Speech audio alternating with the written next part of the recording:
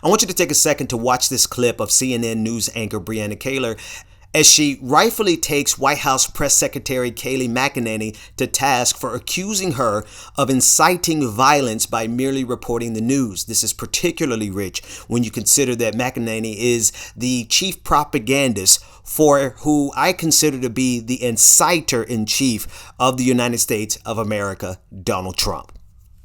At no time did I suggest that violence is justice, and I can't believe I even have to explain that. But the alternative is letting someone like Kayleigh McEnany misquote and manipulate what you say.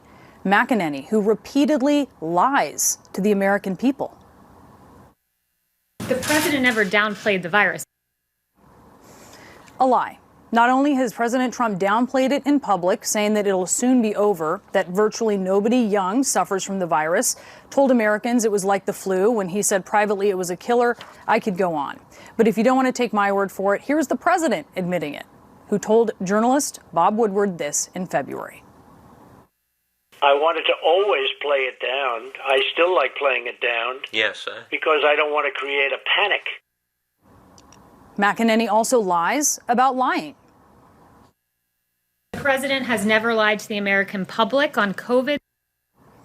It's well documented the president lies about many things on a daily basis, and coronavirus has been the focus of many this year. Also this week, on the day that America saw its 200,000th death from the virus, McEnany said this. On the 200,000 deaths, will the president recognize that publicly? The president throughout this pandemic has done just that. He has said before that it keeps him up at night thinking of even one life lost. This president has taken this incredibly seriously. Why haven't you said anything about the U.S. hitting 200,000 deaths? Go ahead. Anybody else? And in fact, on that same day, he tweeted 23 times, none of them addressing the victims, their families, or survivors of this virus. I will never lie to you. You have my word on that. Finally, it's actually Kayleigh McEnany's boss who is the one repeatedly encouraging violence, including just this week when he praised violence against journalists. They were grabbing them left and right.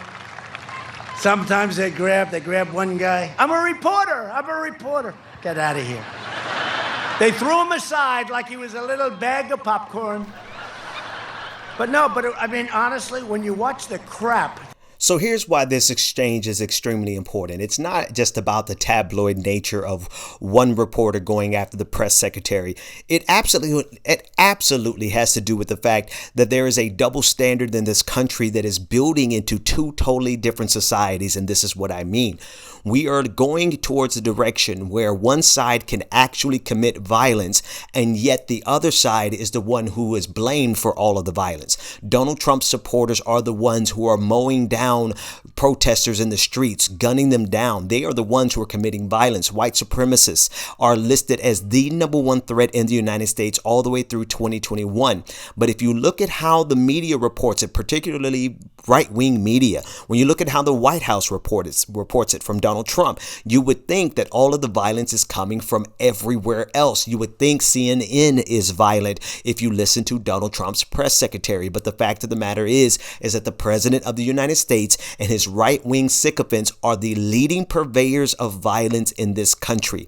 This is why it matters so much. It's because if we continue down this road, there will be a double standard. There will be two different societies far beyond a simple double standard, but there will be two sets of laws because that is what they want.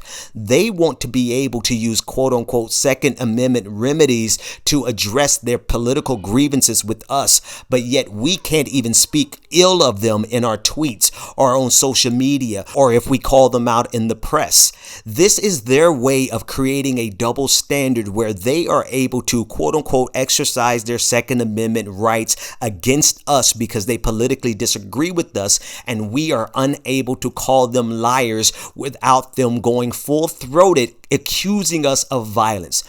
If I were to make it a little more plain, to them, calling out their lies is violence.